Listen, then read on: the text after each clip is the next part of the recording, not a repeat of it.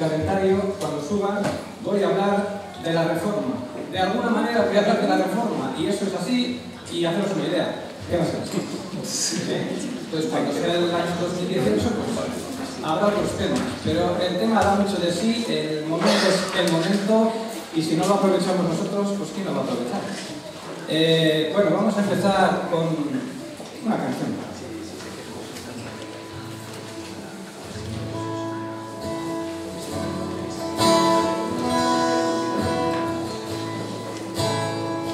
Calma mi alma, contigo está el Señor, soporta con paciencia tu dolor, deja al Señor que obre y te proteja, en cada prueba Él te será fiel.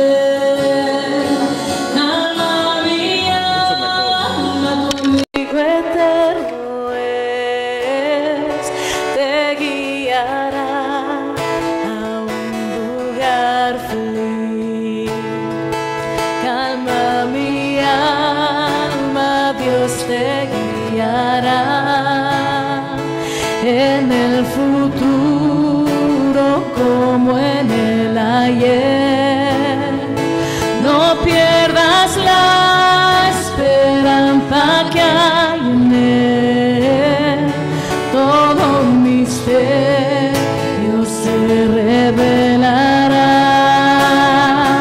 Calma mi alma, las olas y los vientos, Él rige con su voz y su poder. Descanso en ti encuentro paz. Descanso en ti, nunca me dejarás. Pongo mi ser solo en tus manos, Dios. Descanso en ti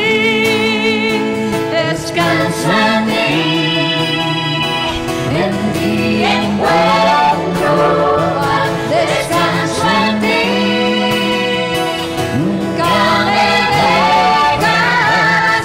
Pongo mi ser solo en tus manos, Dios.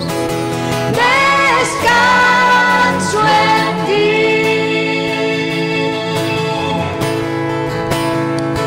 Calma mi alma, la hora llegará de estar por siempre al lado del Señor. El miedo y el dolor se desvanecen, su gozo y paz todo cubrirá. Calma mi alma, ya no habrá más llanto. Oh, qué gran gozo es Dios al final. Descanso en ti encuentro paz. Descanso en ti, nunca me dejarás. Pongo mi ser solo en tus manos, Dios. Descanso en ti, descanso en ti encuentro paz. Descanso en ti, nunca me dejas. Pongo mi ser solo en tus manos, Dios. Descanso en ti. Descanso en ti.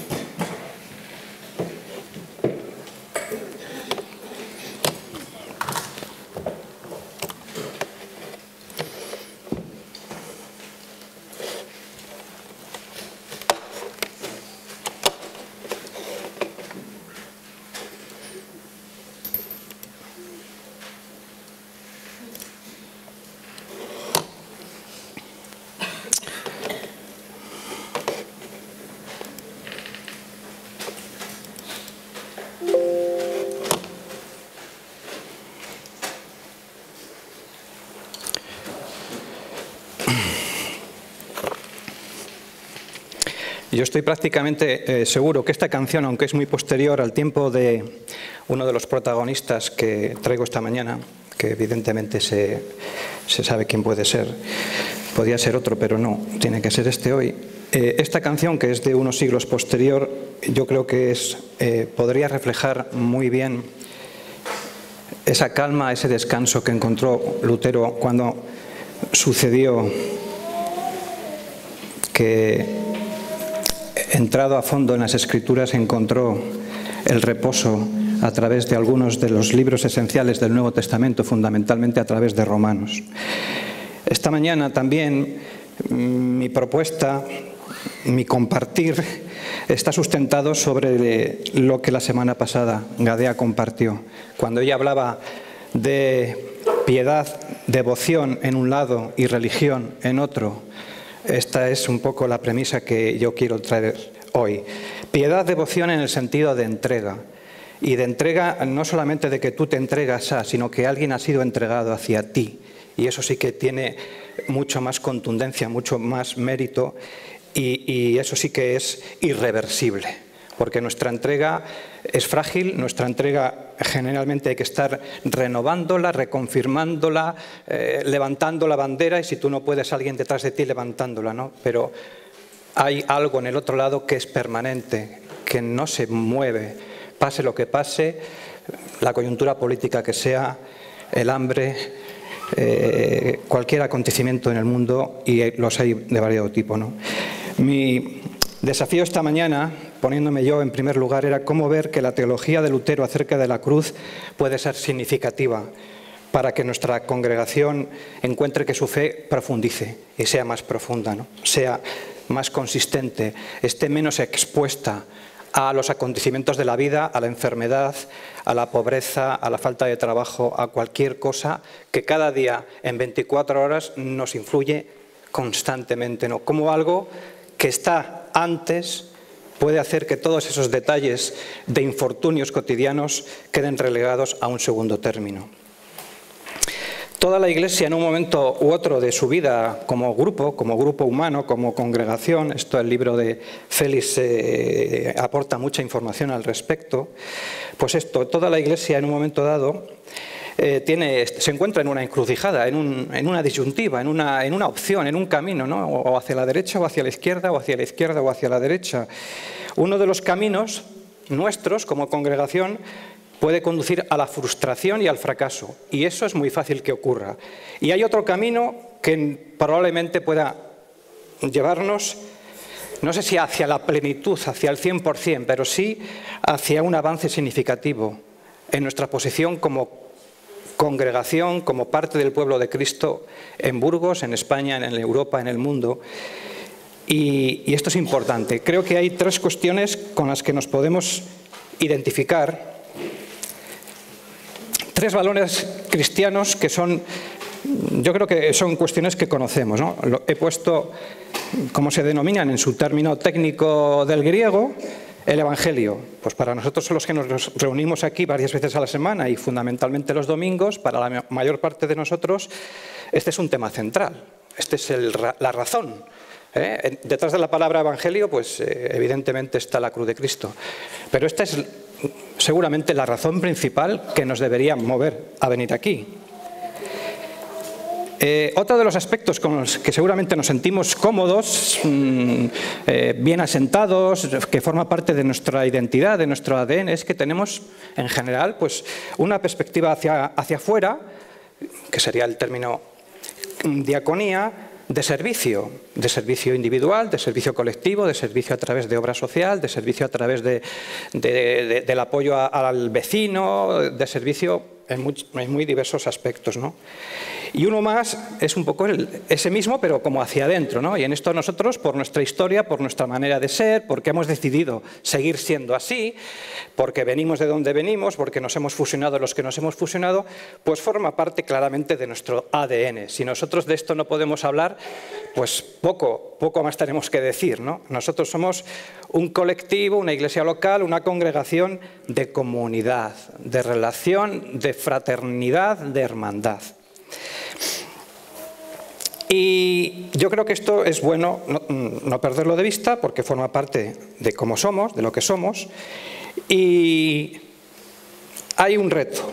Y para mí este año es un año que ayuda mucho a esta reflexión, ¿no? El año de tener el escaparate del 500 aniversario de la Reforma, pues a mí me da mucho que pensar, me obliga, me gusta además ir hacia atrás, ver lo que hubo antes que nosotros, qué pasó, qué no pasó, cuántas cosas tan complejas ocurrieron, en qué momento ocurrieron.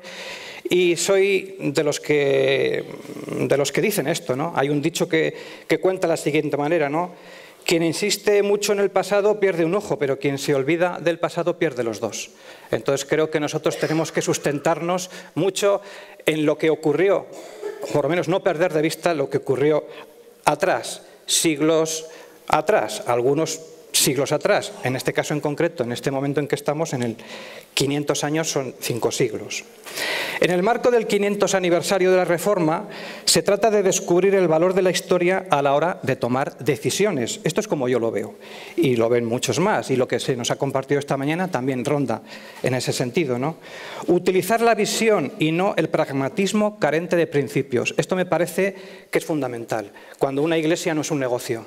Cuando una iglesia no se trata solamente de establecer estrategias, de decir, ahora hacemos esto y cuando hacemos esto automáticamente llega lo otro. Y cuando nosotros nos juntamos en el consejo pensamos a veces en términos de este tipo, pero sustentamos nuestras decisiones, nuestra visión y nuestro pensamiento en algo que es más profundo, que va más allá de logros empresariales o logros relacionados con el mundo del negocio o de la prosperidad.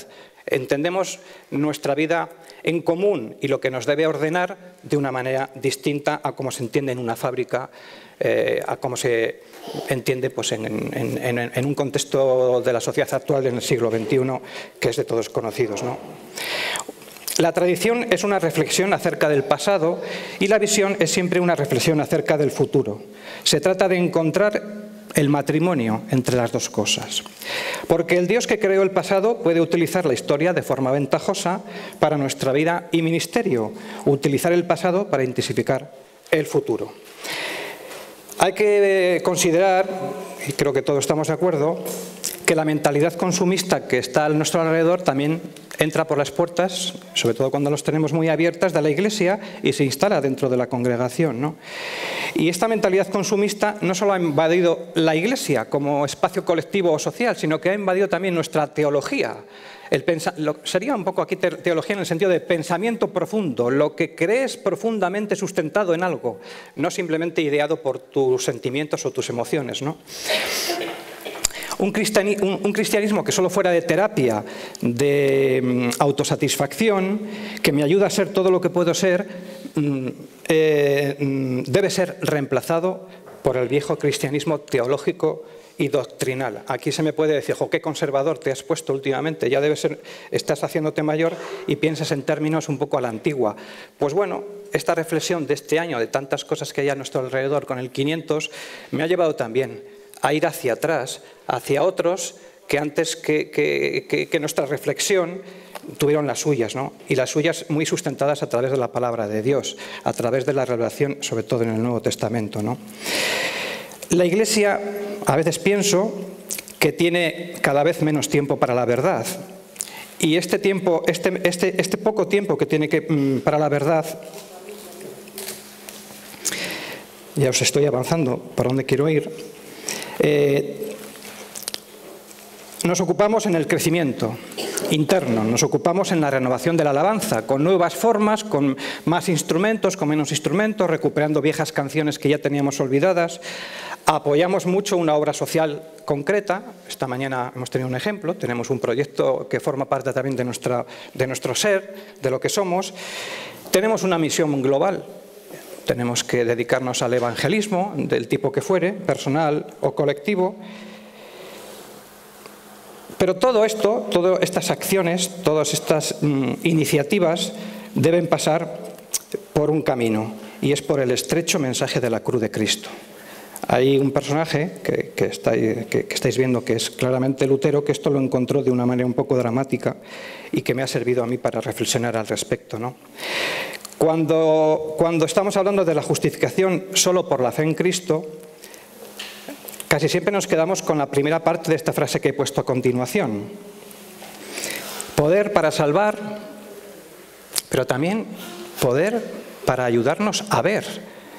Porque a veces cuando hablamos de salvar, relacionamos salvar con algo que tenemos, gratuito, por la gracia, que entendemos mucho los evangélicos que no tiene mucho que ver con nuestro mérito, y lo fundamentamos un poco en una perspectiva de futuro.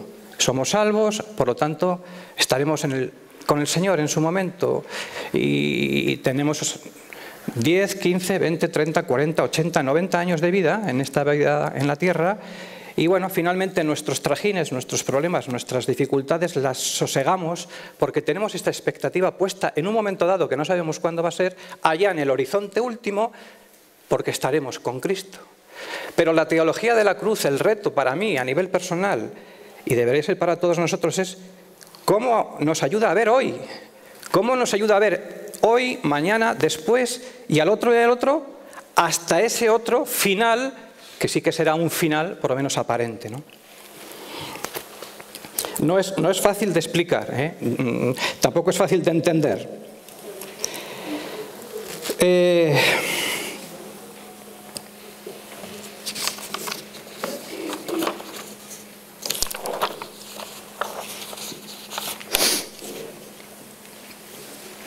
¿Cómo proporciona la muerte de Cristo soluciones para los cristianos confusos?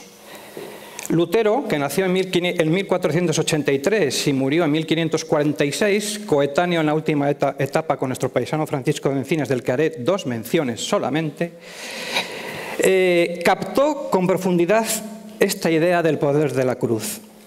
El gran descubrimiento teológico de Lutero fue lo que comenté, que la cruz es poder para salvar, que la fe en Cristo es poder para salvar, pero es poder para vislumbrar una manera de entender diferente.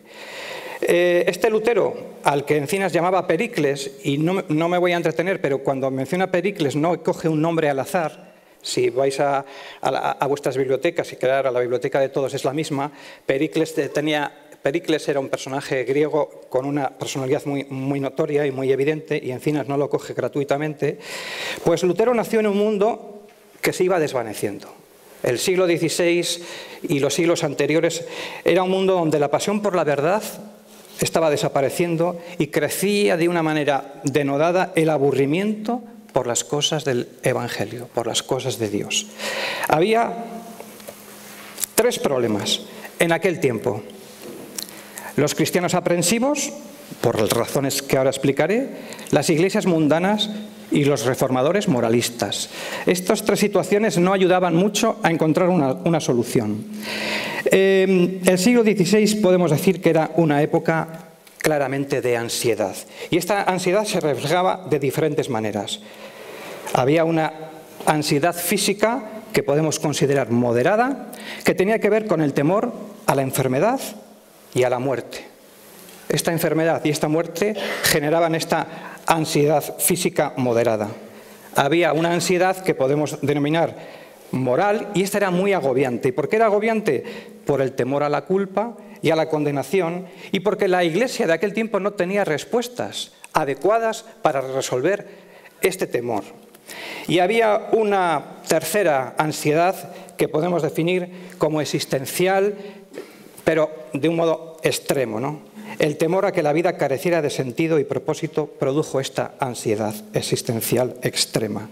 En el siglo XVI y finales de la Edad Media había una obsesión patológica hacia la muerte. la perspectiva de un castigo en el fuego del purgatorio y del infierno incrementó un sentimiento de culpa y condenación. Cuando tú tienes una filosofía, un pensamiento, una enseñanza católica, como algunos de nosotros tuvimos en nuestra juventud, esto del purgatorio y esto del infierno nos genera un gran desasosiego. Pues en el siglo XVI esto era mucho más extremo, porque prácticamente el purgatorio y el infierno casi era lo mismo. En un sitio podrías estar temporalmente, pero a un alto precio. Y el alto precio ha salido también en la información de esta mañana tan bonita, ¿no?, que se ha diseñado y que está en la página de la Reforma. Tenía que ver con que si querías resolver tu vida y salvaguardarte del purgatorio, probablemente las indulgencias te iban a generar alguna facilidad, cosa que luego pues era incierta, ¿no? La respuesta de la teología popular a estos terrores era emplear el propio esfuerzo personal, que es lo que el otro día Gadea nos venía a decir con la palabra religión. Haz todo lo que esté en tu mano, luego espera lo mejor. Pero ¿qué grado de perfección tenía uno que alcanzar para recibir la gracia divina que sacaría el alma angustiada del abismo del temor?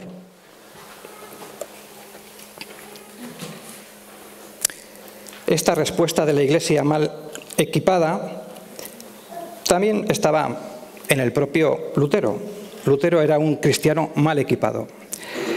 Si tenemos que emplear el propio esfuerzo personal, estamos en el terreno de la religión, de las ordenanzas, de los ceremoniales, de las cuestiones de los mandamientos, por resumirlo de alguna manera, ¿no?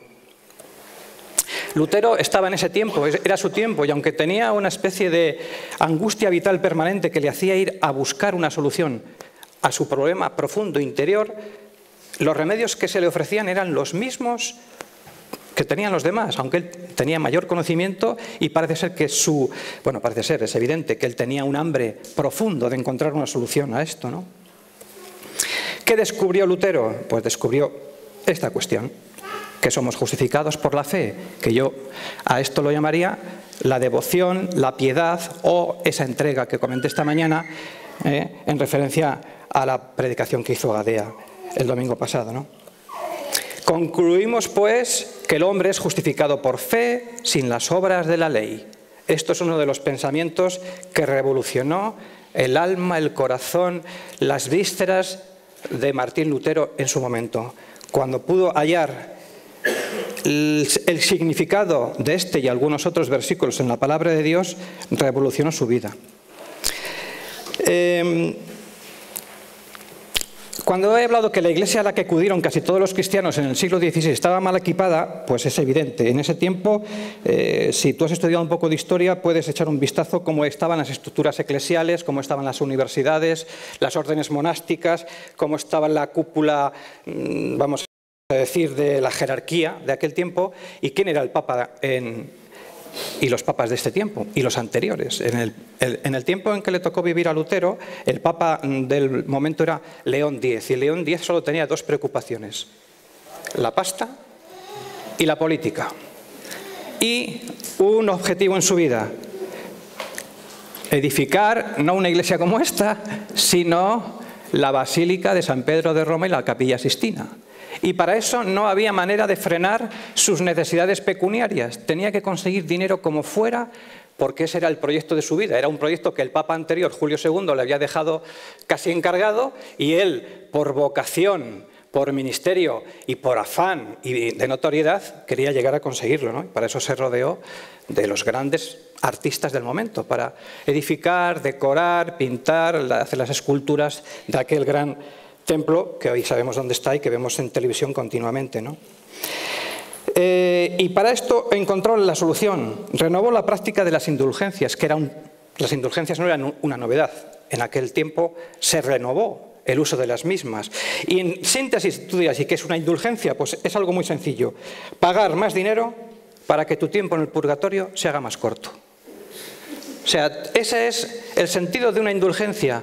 Tú pagas, y como nadie es muy bueno, y o vas al infierno o vas al purgatorio y no hay más sitios donde ir, si tú pagas mucho, el tiempo del purgatorio se acortará y tus sufrimientos, cuando te queman las llamas del purgatorio o lo que fuera eso, va a ser más llevadero y vas a salir más pronto. Pues ese es el sentido de las indulgencias. Este tema realmente es el que provocó la Reforma, vamos a decirlo de una manera muy sintética. Este asuntillo, esta discrepancia con este asunto provocó una reacción, y esta fue una reacción de protesta que luego tomó la forma, con una dimensión mayor, de la Reforma protestante, en sus diversas facetas y en sus diversas ramas y en sus diversas orientaciones, que las hay.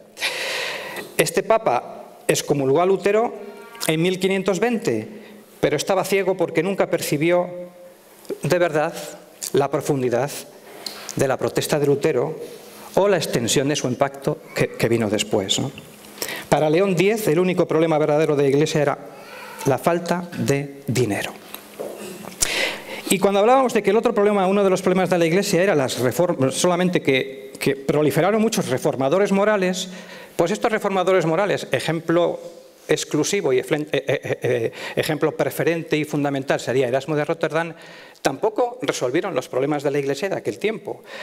Entre estos, Erasmo, al que se le considera el primer intelectual europeo, tenía unas influencias espirituales, piadosas, se había formado y había encontrado una cierta quietud espiritual a través de su relación con los hermanos de la vida común, que era un conjunto, un grupo de personas con mucho interés en una renovación espiritual, de la vida espiritual. Era un movimiento pietista que hacía hincapié en la imitación de Cristo. Si alguna vez habéis leído o habéis escuchado eso de Tomás de Kempis, hay un autor que es Tomás de Kempis de aquel tiempo que tiene un título muy famoso que es Imitación de Cristo. Este era el contexto donde Erasmo de Rotterdam encontró un serio interés por el Evangelio, aparte de por otros intereses de corte intelectual o filológico. Fue el gran promotor del Nuevo Testamento. En esto no tiene ninguna discusión, sobre todo sus versiones al griego y al latín, base para muchas de las siguientes traducciones de la Biblia. Lutero aprovechó también de esa traducción, como de otras muchas. Y en este marco, en este contexto donde hay algunos reformadores que piensan que el problema de la Iglesia es un asunto de corte moral, vemos que estos intelectuales con intereses espirituales no resuelven, no traen una solución al problema de esas tres ansiedades que comenté antes. Esta es una frase de Lutero que casi toma paralelo con el versículo de referencia de Romanos 1:17. Es una oración, la he tomado de algunos de sus escritos y de sus dichos, ¿no? Señor Jesús, tú eres mi justicia, así como yo soy tu pecado. Has tomado sobre ti todo lo que soy y me has dado y cubierto con todo lo que tú eres. Tomaste sobre ti lo que tú no eres y me diste lo que yo no soy. Lutero encontró que Romanos 1:17 le ponía enfrente de un Dios un poco de escándalo, de un Dios que para muchas de las personas podía ser menor, porque estamos hablando de un Dios humillado, de un Dios que se pone en tu lugar. Y el versículo es pues muy oportuno, ¿no?, para la cita, ¿no?, porque en el Evangelio la justicia de Dios se revela por fe y para fe, como está escrito, el justo por la fe vivirá. Lutero tuvo una conversión distinta seguramente a la que hemos tenido nosotros, muy diferente por su contexto, por su origen, por quién era. Él era un sacerdote, era un antiguo monje agustino, bueno, era un monje agustino todo el tiempo, ¿no?, prácticamente hasta que tomó la deriva que tomó la situación, pero era un monje agustino. Y vio en un momento muy concreto, aquí se ha mencionado esta mañana una canción sobre una tormenta, él vivió una tormenta muy angustiosa que le generó realmente un pánico a morir en ese momento y le pidió a Santa Ana que si le libraba de esa tormenta, se haría monje. Sus padres querían que estudiara Derecho y él desde el principio tenía inclinaciones de orden religioso, vamos a decir, o de orden espiritual. Y aquí, en este momento, en este punto de crisis personal, en esta tormenta, le promete a Santa Ana. Santa Ana es una santa muy del lugar, de la geografía del lugar donde vivía Lutero. Entró en un monasterio y buscó un descanso para su alma atribulada, porque deseaba estar seguro de la salvación, pero las herramientas que tenía eran las mismas que tenían los otros. Hizo todo tipo de prácticas y disciplinas religiosas, pero nada le parecía suficiente para callar su atormentada conciencia. Acabó rápidamente con todos los medios de gracia católicos que tenía a su disposición y se dio cuenta de que todos fallaban. Aquí de nuevo encontró que la religión no era solución a su ansiedad. No obtenía una seguridad plena. La angustia, tanto moral como física como existencial de la época, estaba también en él. Era excesiva para el Evangelio, para la calidad del Evangelio que se predicaba en aquel entonces. Era un fraile, joven, angustiado por una vida espiritual realmente muerta y obsesionado por el pecado. Y su superior, que en las biografías, Johannes Staupitz, se le presenta como, en la película de Lutero está muy bien representado el personaje, le aconsejó, como veía a este joven tan angustiado que ninguno de los recursos que tenía a su disposición le ayudaba a encontrar paz interior, pero la paz interior, esa que está por debajo de las capas de las cebollas y es dentro del todo, ¿no? La paz profunda, le dijo que pusiera su mirada en la Biblia. Y desde ese momento, con el entusiasmo propio de su edad y con su necesidad, Lutero se embarcó a una lectura profunda de la palabra de Dios, sobre todo en este tiempo concreto de su vida, de los Salmos y de la carta de Romanos.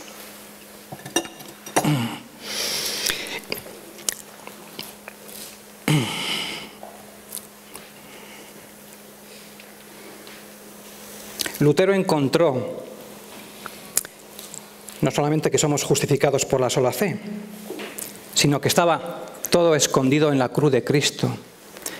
La revolución, renovación, utiliza la palabra que quieras, ¿no? Depende cuál sea tu acercamiento al tema. Dices, bueno, esto fue una renovación de la Iglesia, como otras tantas, o esto fue una revolución. Tú sitúate, elige la que quieras, que generó en alguien como él, concretamente Martín Lutero, con ese nombre y ese apellido, tuvo luego una dimensión, es como, no sé, como cuando se rompe una presa, no se pudo contener, ¿no?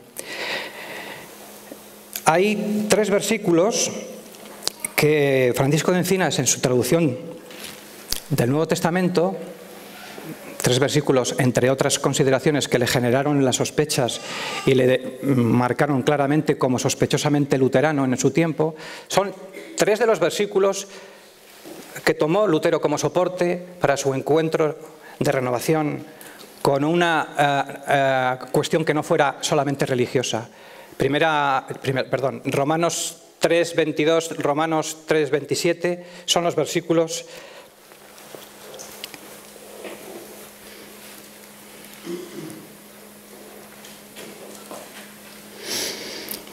que Encinas pone en mayúsculas en su Nuevo Testamento.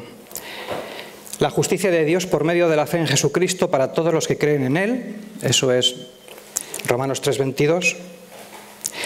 Romanos 3:27 dice, concluimos pues que el hombre es justificado por fe, sin las obras de la ley. Y otro versículo que menciona también más adelante en otra carta en Corintios, Lutero, pero que también destaca en mayúsculas, entre otros más, de otro tema, pero lo que viene al caso son estos. Encinas es 1 Corintios 3:11. Porque nadie puede poner otro fundamento que el que está puesto, el cual es Jesucristo. ¿Qué quiere decir?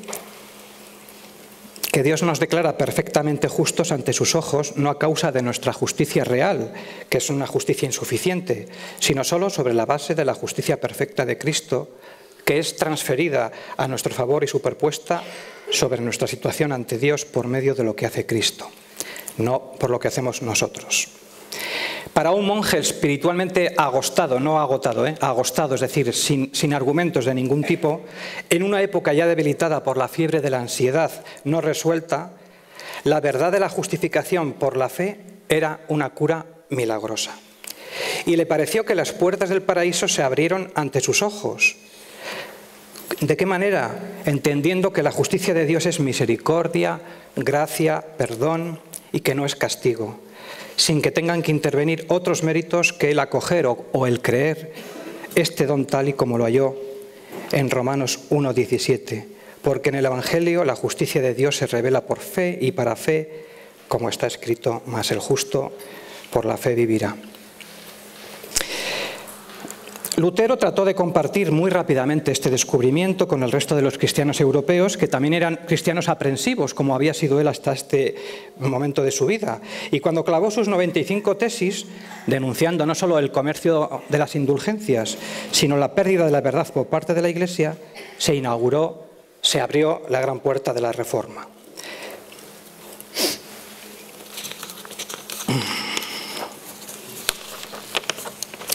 Termino ya. Cuando él rehúsa retractarse y tiene delante de sí al emperador, al sacro, el nombre técnico es Sacro Emperador del Imperio Germánico Carlos V, un español, para más señas, un español un poco raro porque nació en Gante. Gante en aquel tiempo era Flandes, Países Bajos, y Países Bajos en aquel tiempo era España. Pero él era un español que no sabía español, solo hablaba francés al principio. Le dice, cuando él no quiere retractarse ni dar marcha atrás: aquí estoy, no puedo obrar de otra manera. Ampárame Dios, amén. Esto dicho delante del gran emperador de las Europas de aquel momento, pues tuvo que ser un momento pues teatralmente muy intenso, muy interesante, pero tener la osadía, la valentía de decir esto, sabiendo que después de esto podía ocurrir cualquier cosa, pues te pone un poco en situación de en qué punto estamos y a qué nivel estaba la situación, ¿no? Estaba también la valentía de Lutero en dar este paso, ¿no? Las convulsiones que siguieron hasta la muerte de Lutero, que murió en 1546, fueron convulsiones espirituales que revolucionaron Europa y que tuvieron un impacto permanente más allá de su tiempo, como podemos percibir nosotros hoy, ¿no?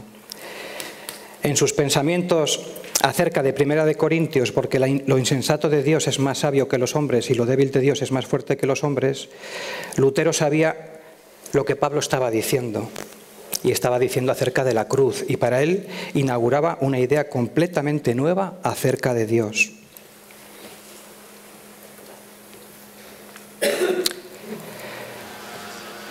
Este sería un poco mi final para esta mañana. Yo tenía hoy alguna idea previa de haber hablado sobre 4 pilares fundamentales de la Reforma que son compartidos por todos los creyentes, todos los cristianos evangélicos. Yo creo que casi por todos los cristianos, que son la sola gracia, la sola fe, solo Cristo, sola Escritura. Pero como habrá ocasión, y seguramente a lo mejor habrá otros candidatos que puedan desarrollar esto con mejor conocimiento que yo, pues lo dejaremos para otro lugar. Mi conclusión esta mañana sería que tenemos un reto y que este reto es, y tiene que ver, concentrarnos alrededor de la cruz. Y cuando digo ahí, y no en la Vía Láctea, esto es un poco complicado que yo lo sepa explicar, pero cuando digo en la Vía Láctea, no. Centrarnos en la cruz en el sentido de algo intrínseco, valioso por sí mismo y realmente poco comercial. La cruz es poco comercial explicarla, es poco comercial fundamentar nuestra vida con ella, porque a veces es algo como etéreo para nosotros. Y cuando digo Vía Láctea quiero decir no fundamentar nuestra visión o nuestra creencia en Dios o nuestra certidumbre de salvación a través de que Dios es un Dios inmenso, grande, que ha creado el mundo, el cosmos, el universo, y que eso sea lo que nos, ¿cómo decirlo? Como que lo que nos impacta y nos hace cambiar o nos promueve algo. Es por otro el sitio donde hay que mirar el fundamentar nuestra vida como mucho más recóndito y como mucho más de vergüenza, como decía Pablo, ¿no? Y es la cruz, algo que a la hora de explicártelo a ti mismo o muchas veces a la hora de explicarlo a otras personas, realmente es decir, pero tú basas tu fundamento, tu creencia en algo como una cruz, como en alguien que muere y que es poco competitivo. Es poco interesante, dame otro héroe, dame otra cosa un poco de más valor, dame a alguien con realmente una biografía muy poderosa de hechos de otro tipo, pero alguien que muere por ti, pues ese es el fundamento. En medio de cualquier otra situación sobre el que todos nosotros debemos basar nuestra seguridad de la salvación en un futuro y nuestra seguridad de saber que cada día podemos ver que es lo que quería decir al principio, cada día podemos ver. Yo sé que esto a lo mejor es un poco poético y me gustaría que se captara, pero tampoco encontré otra manera de decirlo, ¿no? Somos enemigos de Dios, pero Dios ha amado a esos enemigos en Cristo, y ese es el poder de la cruz. De modo práctico, ¿qué podríamos hacer? Y con esto ya termino. Pues volver un poco al principio de la reunión, volvemos a la alabanza de la reunión, volvemos a los mensajes positivos de Rubén y de Eli sobre proyectos, sobre generar realmente beneficio a personas a través de la obra social o a través de acciones que a veces las metemos en este apartado de obra social. Y sería verlo todo eso desde el punto de vista de la cruz, que el motivo de Benín, de la obra social de la Casa Grande, está anclado en la cruz de Cristo, no solamente en el carácter y en el ímpetu de Esther, de Eli y de algunos más que les acompañan, y sus convicciones personales y sus convicciones incluso las que sean de otro orden, que la motivación de sacar los euros que habéis comentado esta mañana para la Casa Grande y para cubrir las necesidades, que esté anclada en esta teología de la cruz. Y que a mí, como vecino de este barrio de San Juan de los Lagos y a Asun, que nos toca, pues nuestra lucha, pues que no sea nuestra lucha, sino que sea el deseo de servir al Señor a través de esa impronta y de ese tatuaje profundo que tenemos, porque la cruz de Cristo a nosotros en concreto nos mueve a esa acción. Entonces no estoy hablando de objetivos numéricos, no estoy hablando, que a veces se traducen así, no estoy hablando de retos mediáticos, de contabilidades, de estrategias que hay que utilizarlas. Estoy hablando que todas nuestras decisiones se fundamenten en algo que a veces es frágil, pero que para un creyente es fundamental, que es la cruz de Cristo. Cambia la vida de las personas, debería cambiar la nuestra, y en medio de las dificultades, que algunas no van a cambiar mañana, lunes, tuyas o mías, la dimensión nuestra en el mundo en el que vivimos, en el lugar donde nos ha tocado estar, viene sustentada por esta teología de la cruz, que un hombre, a través de una tormenta, encontró en Romanos como respuesta para su vida y le catapultó para otras muchas cosas, ¿no? Yo espero que esta mañana nuestra alabanza haya estado fundamentada en la teología de la cruz, que mi predicación torpe haya estado fundamentada en la teología de la cruz, y que nosotros, como congregación local, entendamos los aspectos que mencioné al principio, ¿no? La cuestión del Evangelio como elemento central, el servir a los demás como una manera de ser visibles, de ejercer nuestra personalidad como hijos de Dios anclados en la cruz, y que la coinonía, la comunión, la fraternidad entre nosotros sea una referencia que, como lo es ya de por sí, que no perdamos esas señas de identidad, ¿no? Entonces, que el Señor os bendiga y nos ayude a todos, pues por lo menos a estar en este camino.